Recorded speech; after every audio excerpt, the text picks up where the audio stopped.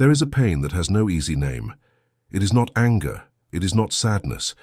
It is a mixture of the two that sits in the chest like a stone. It is the pain of one who was wounded by someone they loved, of one who was humiliated by someone they trusted, of one who was betrayed by someone who should have protected them.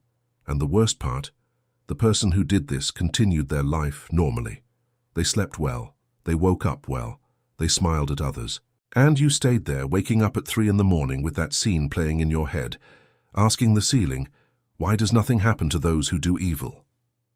I know you are in that place, or have been, or know someone who is, and today I need to answer that question for you with a depth you have probably never heard before, because the answer exists.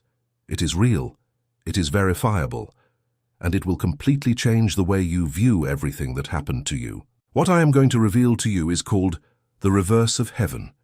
It is the most precise, most inevitable, and most just law that exists in the universe.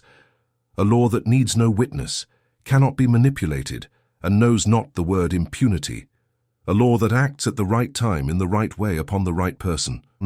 But before you stay here waiting for me to tell you that the enemy will suffer and you will watch, I need to tell you something that will require courage on your part to hear. Because the reverse of heaven has a condition, and that condition involves you, not them.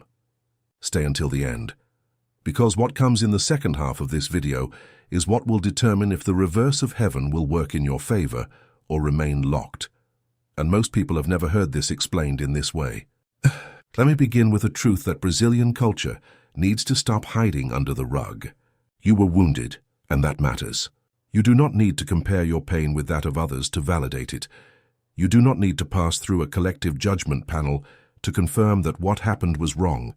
You do not need to hear a "you need to let it go," nor a "God knows what he is doing," nor a "time heals everything" before having permission to recognize that you are hurt. In Brazil, there is a very specific cultural pressure on people of faith to jump directly from the wound to forgiveness, as if the pain in between did not exist or did not need to be honored, as if feeling deep resentment were a sign of weak faith, as if crying in anger were a sin and not the basic physiology of a human being who was treated unjustly.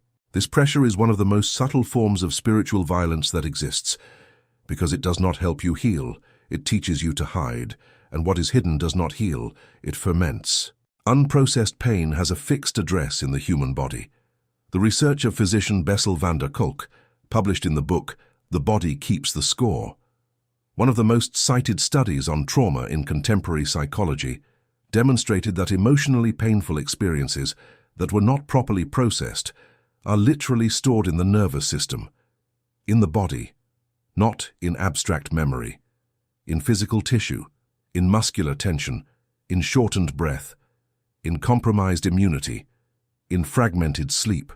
This means that the person who wounded you, and who apparently moved on, may have left the scene, but the impact of what they did remains present in your body, as if the event were still happening. Your nervous system does not know that the danger has passed. It remains on alert. It continues processing a threat that has physically departed but remains active in the internal field. And for this reason, the first act of justice is not against the one who wounded you. It is in favor of yourself. It is giving your nervous system, your body and your soul the opportunity to process what happened with honesty, without haste, without a performance of overcoming, with the depth that real pain deserves. Now let us enter the core of this video, because what I'm going to show you now will connect physics, spirituality, and psychology in a way that is rarely found in a single place. What is the reverse of heaven? It is the visible manifestation of a universal law that operates invisibly all the time. This law has many names in many traditions. In Hinduism and Buddhism, it is called karma. In physics, it resonates with Newton's third principle, which states that for every action there is an equal and opposite reaction. In the Christian biblical tradition, it is in Galatians 6, verse 7, where Paul writes that whatever a man sows, that he will also reap. In Kardecist Spiritism, it is the law of cause and effect that governs the evolution of souls through existences. Cultures that never had contact with one another reach the same conclusion. The spiritual field is just, and what is sown in it returns to its bearer. But here is where most people understand this law incompletely. They think that the reverse of heaven is an external event, something that will happen in the life of the other, a divine punishment that will fall upon the one who erred in a visible and satisfactory way. This understanding is not wrong, but it is incomplete, and the missing part is what will change everything. The reverse of heaven operates in two fields simultaneously, in the field of the one who wounded and in the field of the one who was wounded. It brings consequences to the one who sowed harm, but it also offers liberation to the one who received the harm. And these two operations are interconnected in a way that will surprise you. There is a spiritual and psychological mechanism that I need to present to you. It has a name in systemic psychology and family constellations. It is called the energetic binding cord. When you go through an experience of intense emotional wounding with another person, be it betrayal, humiliation, abandonment, rejection, or any form of deep relational harm, a connection is created between your field and the field of that person that remains active long after the event has ended, an invisible but real link that keeps both fields intertwined. This cord feeds on attention. Each time you think of this person, each time you relive the scene of the wound, each time you check their social media hoping to see some sign of consequence, each time you tell the story of what they did to other people seeking validation, each time you mentally fuel a conversation with them that never happened or that should have happened differently, you are watering this cord with energy, and it grows stronger. And here is the paradox that traps people for years. The more you think about this person, in the expectation of seeing the reverse of heaven arrive for them, the more energy you are sending to their field. And energy is fuel. You may be, without realizing it, sustaining the field of the one who wounded you with your own attention, while your field becomes emptied. It is like trying to put out a fire by throwing wood on it, with the best of intentions, but the result is not what you want. The science of attention confirms this. Attention is the most precious cognitive resource that exists.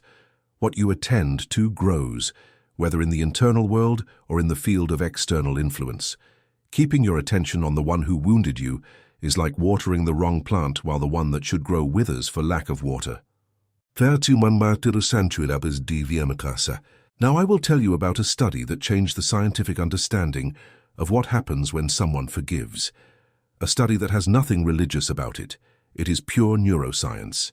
Researchers at the University of Wisconsin, led by Dr. Richard Davidson, one of the world's leading experts in affective neuroscience, investigated what happens in the brain during the process of genuine forgiveness. And the results were surprising even to the scientists themselves. When a person mentally relives a situation of offense with anger and resentment, the areas of the brain related to stress, threat, and pain light up in neuroimaging exams with intensity comparable to that of a real physical threat. The body enters a state of defense, cortisol increases, blood pressure rises, the immune system is compromised. When that same person is guided through a process of intentional forgiveness, and when that forgiveness begins to genuinely take hold, the pattern of brain activation changes completely. The areas of emotional regulation, empathy, and peace activate. The body leaves threat mode. Hormones rebalance, the immune system recovers. In other words, anger and resentment hurt the body of the one who carries them, not the body of the one who caused them. And forgiveness heals the body of the one who practices it, regardless of the response of the one who erred. This is not a metaphor, it is biochemistry. It is cerebral electrophysiology. It is measurable data. The spiritual wisdom that millennia of tradition tried to communicate with words was finally captured in magnetic resonance images. To forgive is literally the act of healing oneself. And when you heal yourself, you release your field. And when your field is free, the reverse of heaven can complete itself for both parties without the obstacle of your pain still trapped in the middle. Subscribe to the channel and activate the bell now. This channel delivers content that integrates science and spirituality in a way that you will rarely find elsewhere, and the bell ensures that you will receive it every week. I need to tell you about 3 patterns that I repeatedly identify in people who are waiting for the reverse of heaven, and who, without realizing it, are preventing it from arriving. The first pattern is that of the obsessive witness. This person became so focused on following the life of the one who wounded them that they forgot to live their own. They follow the other's social media, looking for signs that things are not well. They ask mutual acquaintances how he is, how she is. They interpret every difficulty that arrives in the other's life as a sign of karma arriving, and every apparent success of the other as one more injustice to endure. They have become a compulsive witness to the life of the one who should have left theirs.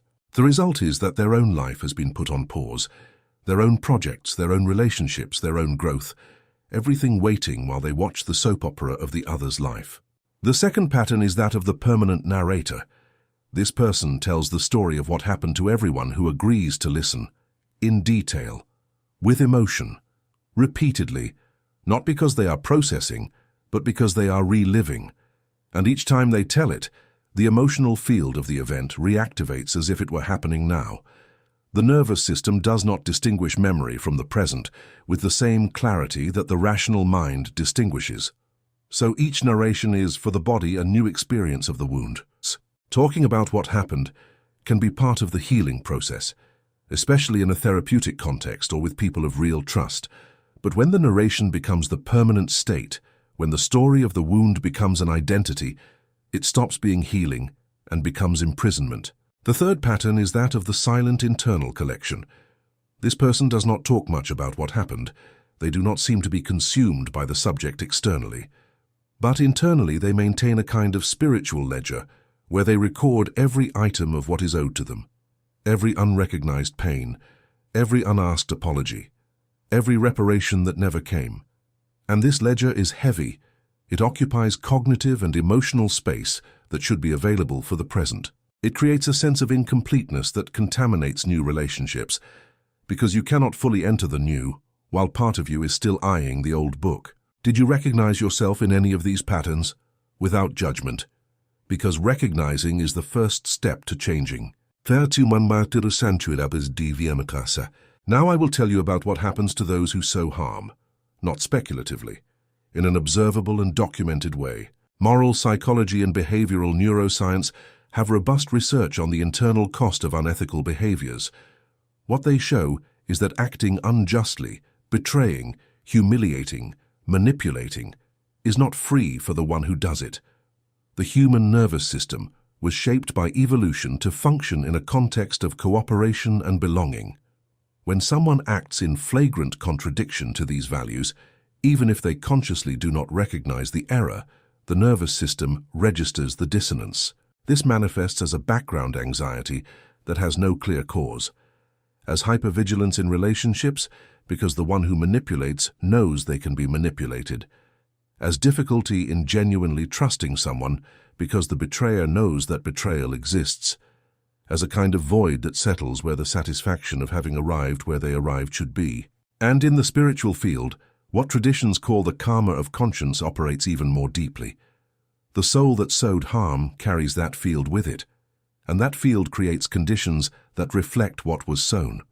Not dramatically as in the movies, gradually, silently, systemically. Relationships that do not sustain themselves, achievements that arrive but do not bring peace, health that fluctuates, connections that unravel, a growing sense that something is wrong that finds no name. This is not arbitrary divine punishment. It is the law of correspondence operating with the precision that was described in all serious spiritual traditions. The field returns to its bearer what it received, always, at some point, in some way. The reverse of heaven does not need a spectacle to be real. It operates in silence, and it is relentless. I want to bring you now the story of David and Saul, because this story has something that the story of Joseph, which is the most cited in these contexts, does not have. It has the dimension of the temptation to act by one's own hand, and how David resisted that temptation is one of the greatest teachings on the reverse of heaven that the Bible offers. Saul was king. David was the anointed one, the one chosen by God to be the next king, and Saul knew it. Instead of accepting it, Saul spent years pursuing David with an entire army, trying to kill the one God had chosen, trying to destroy what God had built. David spent years fleeing, living in caves, in deserts with few allies. pursued by someone who had much more institutional power than he did. And in 1 Samuel chapter 24, something extraordinary happens. David is hidden in a cave with his men. Saul enters that same cave alone without realizing that David is there. It was the perfect moment to end it all. David's own men said, "This is the day in which the Lord has delivered your enemy into your hand." And David rose, and he cut Ike the edge of Saul's robe. Only that. He could have killed him. He had justification. He had opportunity. He even had the seal of his allies saying it was God opening the door. But after he cut the robe, David's heart smote him. And he said to his men, "The Lord forbid that I should do this thing unto my master, the Lord's anointed, to stretch forth mine hand against him." And afterward he went to the entrance of the cave and called to Saul. He showed the robe. He said, "Look, I could have killed you. I did not kill you. See that there is neither evil nor transgression in my hand. I have not sinned against thee, yet thou huntest my soul to take it. The Lord judge between me and thee, and the Lord avenge me of thee." David did not ask for revenge. He asked for judgment. He transferred to God the responsibility of balancing the field, and he stepped out of the way. Saul died in battle. David became king. The reverse of heaven was fulfilled without David's hand. This is the model. It is not passivity. It is strategic wisdom of the highest level, recognizing the injustice, refusing to become the agent of revenge, trusting the judge who never erred, and continuing the path. Like this video now, because if this story reached you, if this teaching of David made sense, your like is an act of faith, a sign that you are choosing the right path. Now I will give you something concrete, because faith without practice is intention without an address. The process of activating the reverse of heaven in your favor has 5 stages, and each of them has a specific purpose. The first stage is the inventory of pain. You take a notebook, you take a blank sheet, and you write everything. Everything indeed. What happened, how it happened, what you felt, what you still feel, without censorship, without moderation, without trying to appear spiritual or mature at this moment. You give the pain the space to exist completely before trying to transform it. This act of writing has a solid scientific basis. Psychologist James Pennebaker of the University of Texas demonstrated in decades of research that the act of writing about emotionally difficult experiences, called expressive writing, reduces stress, improves immune function, and helps in processing trauma. It is not a metaphor, it is laboratory data. The second stage is recognition without relativization. After writing, you read what you wrote and say to yourself out loud, "This happened. It was wrong. I was wounded. I have the right to be in pain." Without buts, without relativization, without even though. Pure recognition. Because healing begins when reality is named without a filter. The third stage is the declaration of transfer. Here you do something that is simultaneously the simplest and the most difficult.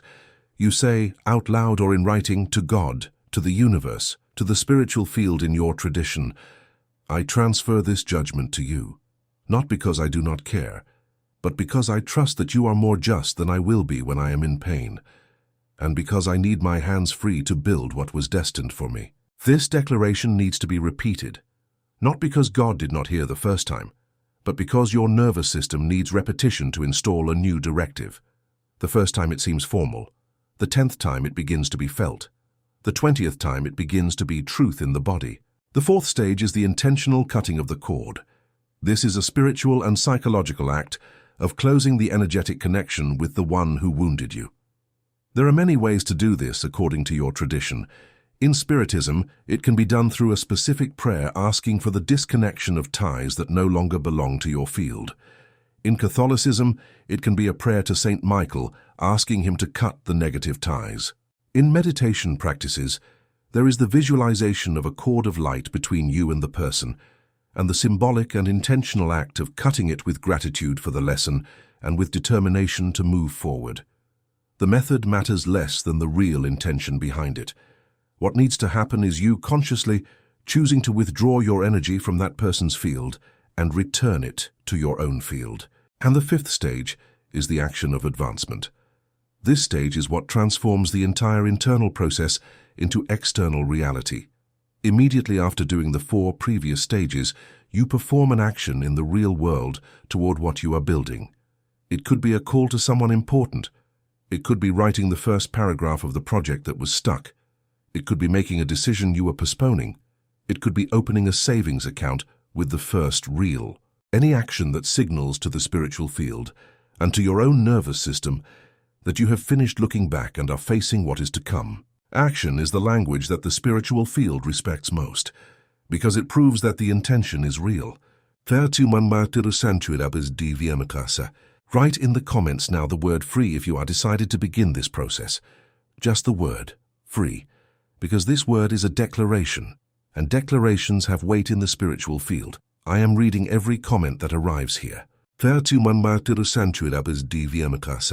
need to tell you something about time, because one of the greatest frustrations of those waiting for the reverse of heaven is the feeling that it takes too long. The law of correspondence has no human clock. It operates in maturation time, which is different from calendar time. Just as you do not plant a mango seed and return the next day expecting to harvest a mango, the spiritual field has its own rhythm of ripening. But here is something important. The timing is not fixed, it is influenceable. And it is influenced exactly by the state of the field of the one who was wounded. When you are with your field trapped in the past event, looking back, energetically connected to the one who wounded you, you are, without knowing it, slowing down the process. When you release, when you let go, when you direct the field toward what you are building, you create the conditions for the spiritual field to operate with more speed and more clarity. In practical language, the faster you complete the 5 stages I described, the faster the reverse of heaven can complete itself for both parties. Your liberation and the balancing of the other's field are not separate events. They are sides of the same coin. This puts the power back in your hands. Not the power to control what happens to the other, the power to control your own state, and your state is the only variable you can truly move. Reaching the end of this video, I want to leave you with an image that will remain. Think of the ocean. When you throw a stone into the ocean, it sinks, and the waves it generated expand in perfect circles until they reach the shore. You do not need to keep looking at the stone at the bottom of the sea for the waves to arrive. They arrive regardless. It is the law of water, it is the physics of propagation. What the one who wounded you placed in the spiritual field is like that stone. It has already been thrown. The waves are already expanding. They will arrive where they need to arrive. You do not need to stay at the edge of the ocean looking, waiting to see the waves reach the other side. You can turn your back to the sea. You can walk in the direction of your life, of your people, of your purpose, of your achievements. The waves will arrive where they must arrive while you are doing that, because that is the law. And the law does not need your vigilance to function. It only needs you to step out of the way. The reverse of heaven is in motion, right now, for the one who wounded you and for you as well. The question is what each of you is cultivating while waiting. You have the power to cultivate liberation, growth, peace, and purpose. And this cultivation in the right time and in the right way will reflect in the external field in a way that you today still cannot completely dimension. But it will. You can trust it. Subscribe to the channel and activate the bell. Share this video with someone you know is carrying an injustice in their heart and who needs a new angle to see what is happening. Sometimes the greatest help you can give someone is not fixing their problem. It is showing a perspective that changes how they relate to it. And in the comments, tell me, what was the moment of this video that reached you most? What was the phrase you will keep? I am here. I read everything. Until the next video. And remember this, the day of payment has arrived. But the greatest payment does not go to the one who wounded. It goes to the one who had the courage to let go, to trust, to continue. The field most rewarded is not that of the one who did evil. It is that of the one who chose to grow even after having received evil. This is the reverse of heaven in its most complete form. And it begins when you decide that your freedom is worth more than the satisfaction of seeing the fall of the other. You are free. Now go live as one who is free.